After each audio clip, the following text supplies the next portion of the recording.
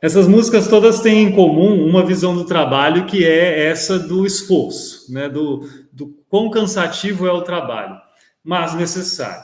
Eu queria conversar com você sobre trabalho a partir de uma perspectiva bíblica, que tem alguma semelhança com essa perspectiva popular do trabalho, mas que tem outros detalhes que precisam ser acrescentados também.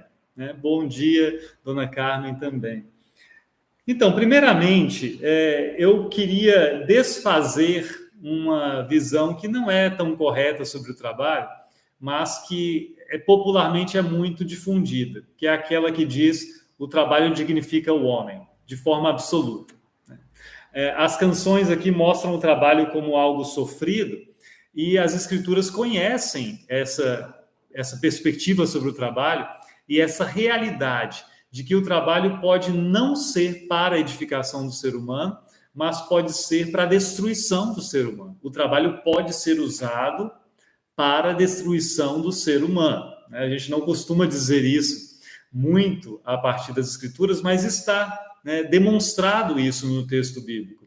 O povo de Deus no Egito, ele sofre um trabalho que lhe é imposto para a sua destruição, para a retirada da sua dignidade e não para a sua dignidade. É para destruir a dignidade do povo que o faraó intensifica a carga de trabalho no seu projeto de controle e destruição daquele povo. Isso vem antes do caso das parteiras, lá no comecinho do livro do Êxodo, nós vemos justamente isso. Colocamos mais trabalho, mais trabalho. Isso deve ser pensado no dia do trabalho também, porque mostra uma consciência aqui no texto bíblico de que nem sempre o trabalho ele é usado devidamente, nem sempre ele tem esse proveito e de forma boa ele é encontrado na vida das pessoas. É claro que isso num regime como aquele de opressão, de escravidão, fica muito claro, mas é um alerta para que a gente possa pensar também, olha, não é só porque está trabalhando que está tudo bem. Não é assim que as escrituras nos ensinam, pelo menos, a pensar o trabalho, logo nesse começo aqui. É claro, o que o trabalho não deveria retirar a dignidade das pessoas, nem a paz das pessoas. Não deveria ser assim. O trabalho, como todos sabem, ele existia no Éden antes da queda. Então, é para ser algo que faça parte da vida de forma tranquila, não sem esforço, não sem dificuldade, mas em paz e com dignidade. O trabalho que vai além disso, que retira a paz das pessoas e a dignidade, não é o trabalho conforme os planos de Deus. Isso precisa ficar muito claro. Outro ponto aqui importante sobre o trabalho nos leva já ao Novo Testamento. E aí um versículo que pode ser, às vezes, mal lido. Está lá na segunda carta de Paulo aos Tessalonicenses. E quem tiver a Bíblia por aí pode abrir. Lá no capítulo 3, no versículo 10. No versículo 10, que é uma frase que registra uma ordem de Paulo e dos seus companheiros às pessoas daquela congregação, dizendo assim: se alguém não quer trabalhar, também não coma. Se alguém não quer trabalhar, também não coma. Isso lembra que o trabalho deve ser fonte do nosso sustento. Numa situação normal, nós devemos ter o nosso sustento oriundo do nosso trabalho. É simples assim. A primeira razão de trabalharmos precisamos de sustento. Por isso trabalhamos. Mas veja, um detalhe aqui. O texto não diz quem não trabalha também não coma. O texto diz quem não quer trabalhar também não coma. Porque, claro, as escrituras têm muito claro que há pessoas que podem querer trabalhar, mas não têm a capacidade de trabalhar. E não é o ato de trabalhar que justifica o seu direito de comer.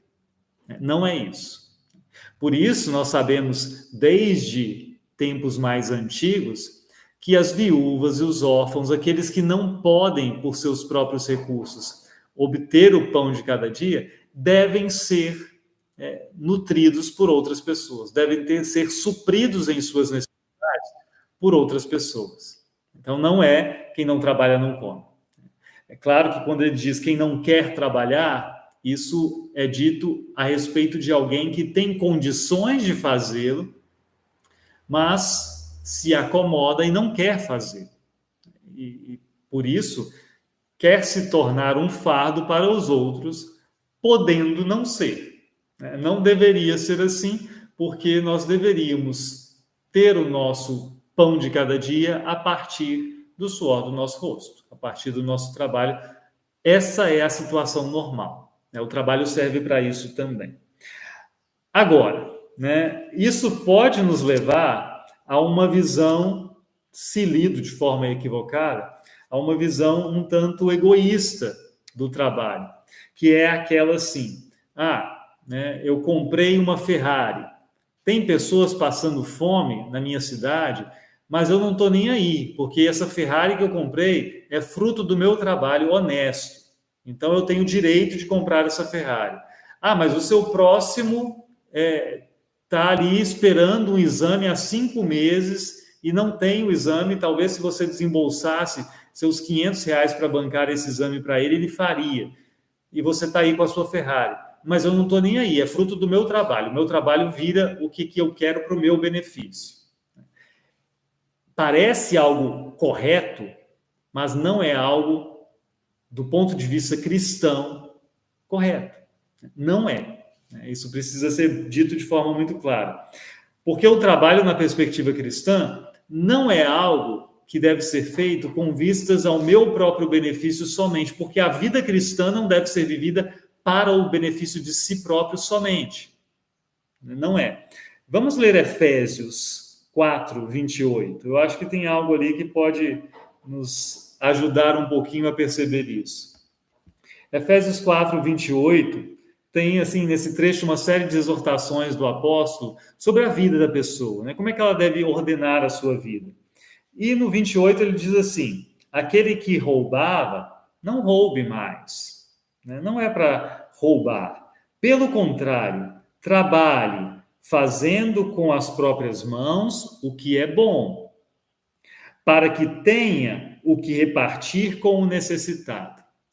Não é trabalhe somente para você se abastar, para você ter os celeiros cheios, para você ter a sua Ferrari, para você ter os seus sonhos realizados. Não. Quando ele se contrapõe ao roubo, ele não diz trabalhe para ter tudo que você quer, já que você está roubando para ter. Não. Ele diz trabalhe fazendo o que é bom para ter com o que acudir ao necessitado. E assim você realmente vai fazer o contrário do roubar, o contrário do furtar. Em vez de tirar de alguém algo que é dessa pessoa, você vai poder ter recursos honestamente conseguidos para estender a mão e prover alguém que não tem daquilo que lhe é necessário. O trabalho serve não só para satisfazer as próprias necessidades, mas para ter recursos para ajudar o outro em suas necessidades. E aí você pode perguntar, mas por que se deve comer só quem quer trabalhar? Justamente, quem quer trabalhar. Mas tem gente que até quer, mas não consegue. E esses devem ser socorridos. Tá claro isso, eu imagino. Então, a gente pode perceber já, o trabalho até aqui não deve ser algo que tira a nossa dignidade e que tire a nossa paz, porque isso pode acontecer. O trabalho deve ser a nossa fonte de sustento regular, é assim que as coisas são normalmente, mas o trabalho não deve ser vivido de forma egoísta como um meio de satisfazer somente a mim mesmo. Ele deve ser também visto como uma forma de poder ajudar aqueles que precisam.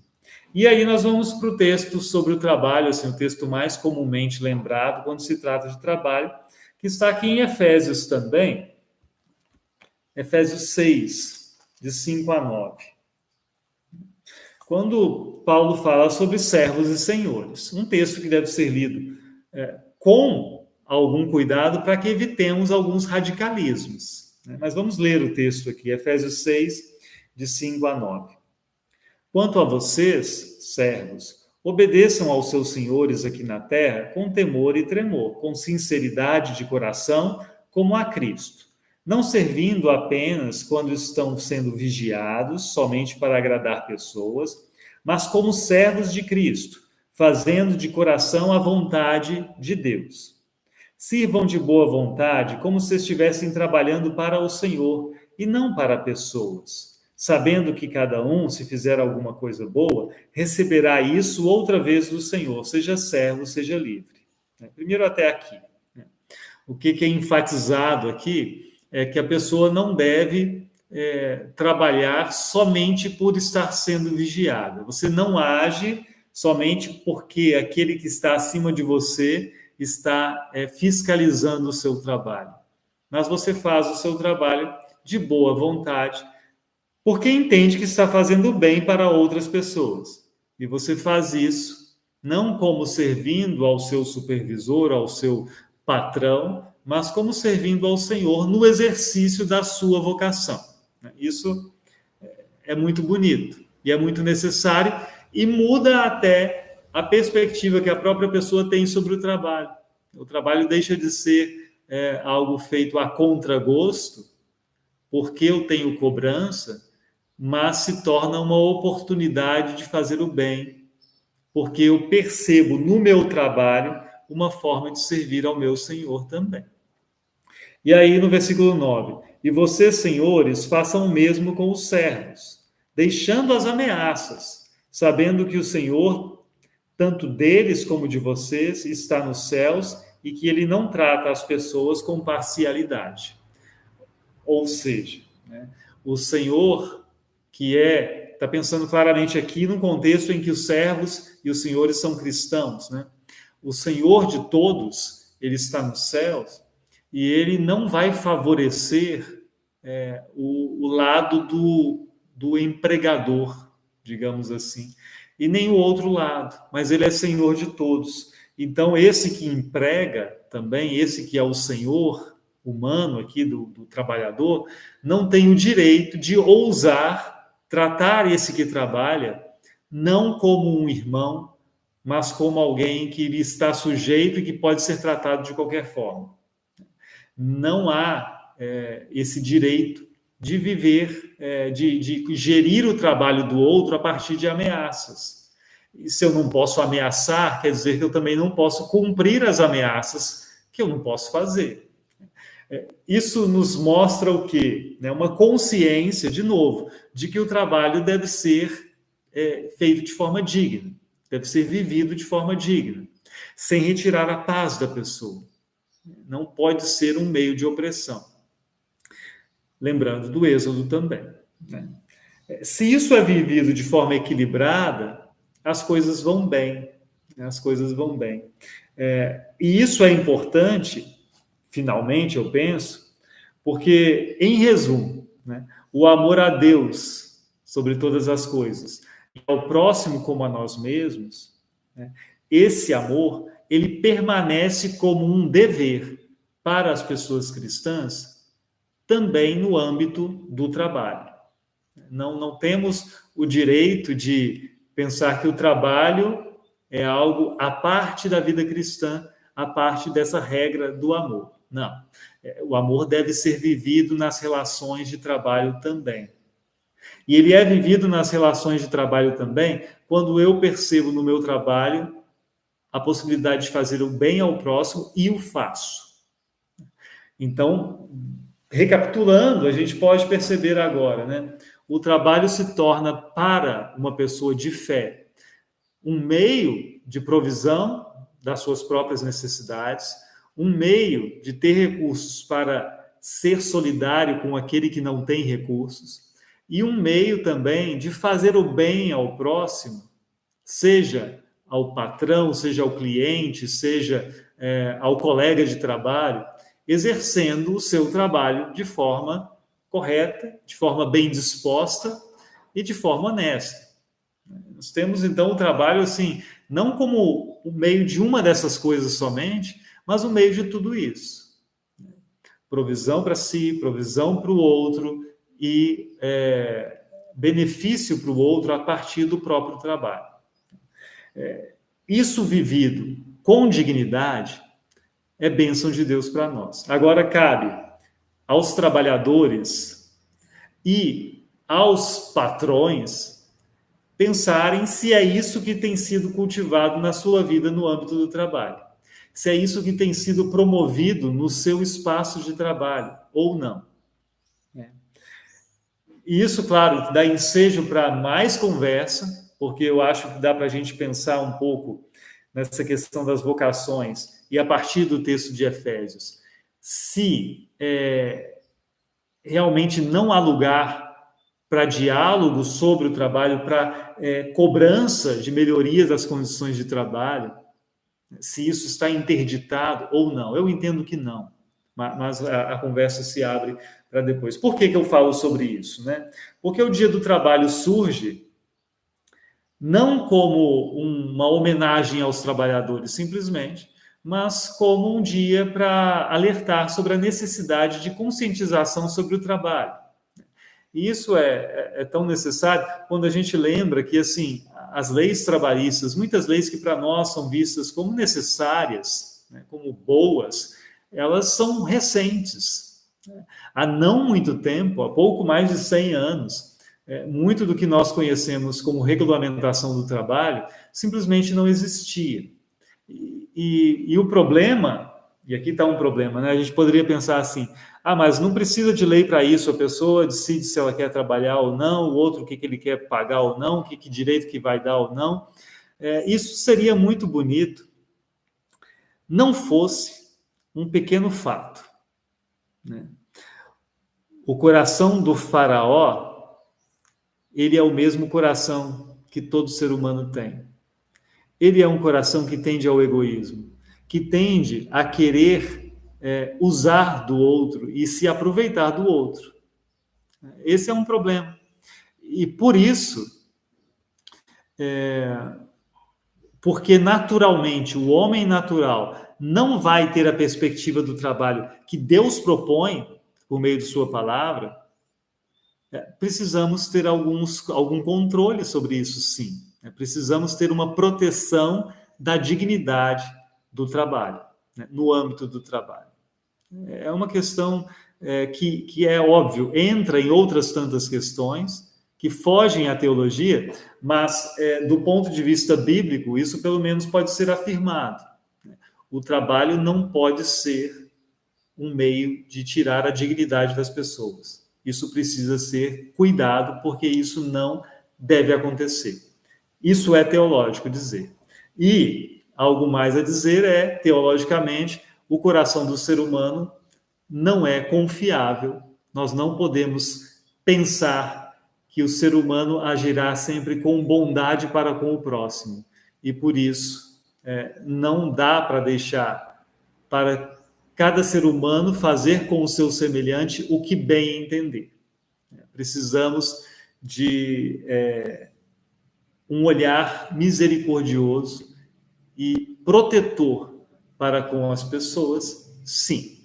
Como isso vai se dar, como isso deve acontecer, aí a gente entra no campo da política e a gente extrapola o campo teológico. Mas a necessidade da compaixão, da misericórdia, da proteção e da dignidade, isso é afirmação teológica, né? Muito bem, isso deve ser dito no dia do trabalho, né? Isso deve ser dito no dia do trabalho, porque isso importa para o nosso Senhor, que trabalhou por todos nós, e não por um pequeno grupo, né? Que trabalhou morrendo na cruz para a nossa salvação, para que nós pudéssemos viver com um novo coração, para que nós pudéssemos viver novidade de vida. E novidade de vida aqui inclui viver o amor ao próximo também no âmbito do trabalho. Não pensar que dá para excluir da sua vida cristã qualquer área da sua vida. E por que eu falo isso, né? Por que a gente precisa dizer isso? Parece assim, redundante?